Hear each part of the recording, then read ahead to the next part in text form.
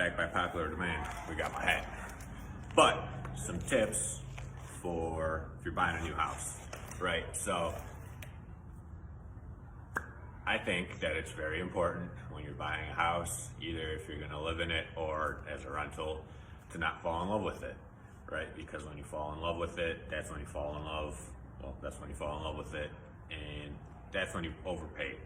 So a lot of people pay or find a house, let's say for $100,000, but the realtor makes it out to be super hot and saying that there's multiple offers where in reality there might be none, and then you end up paying another 10 grand because you love the house, right?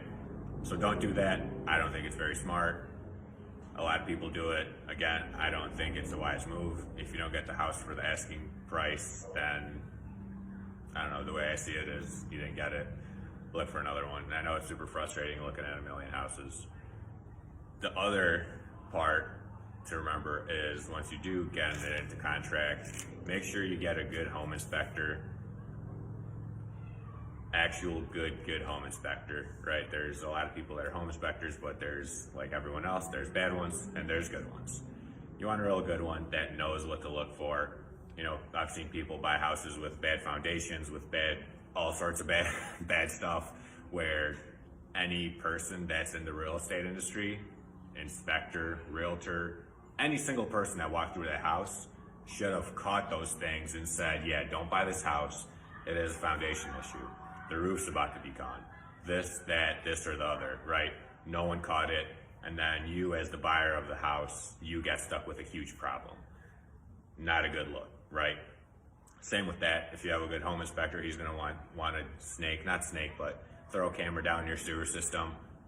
I would suggest doing that, right? Because if your sewer lines collapsed, if you buy an older house, right? If the sewer lines collapsed or whatever the case may be, that might be like a $10,000 bill to get that fixed, right? So spend the extra 100, 150, whatever they charge, and make sure that the sewer is good, along with whatever the inspection fee is. The other thing I would caution is don't buy any houses with super weird layouts, and you'll figure it out when you buy it. Like you walk in, you got a living room, and then a bedroom, and then a kitchen, and then 2 more bedrooms down there. Just all sorts of weird stuff can happen. So unless you plan on fixing that, I wouldn't buy anything along those lines, because chances are that house has been sitting on the market for a long time, and a lot of times that's what the cause is for it sitting on the market for so long.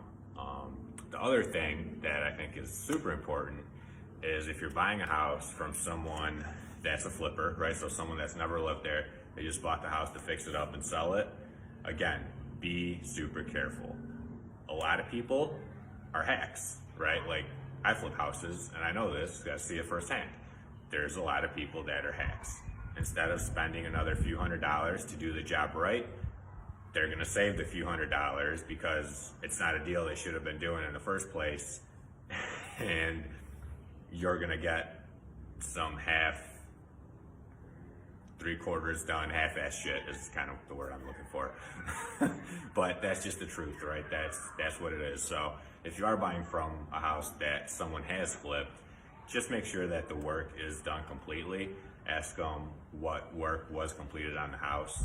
A lot of times if they're good, they're gonna be proud to be like, yeah, we did this, and this, and all this stuff, and then ask if they had permits pulled, and ask, just make sure that the work was completed correctly. And you can do that by asking a contractor that is in that line of work and being like, hey, this was done this way, is this correct? Or your inspector should know most of that stuff, but just another thing to ask, because I think it's super important to make sure that you don't end up buying someone's hack job of a house, right? It may look pretty, but underneath all that prettiness, there might be a shit show, right? So those are some tips if you're buying a house. I hope they helped, and I hope you have a great day. And I lost my remote, so I gotta hit the button.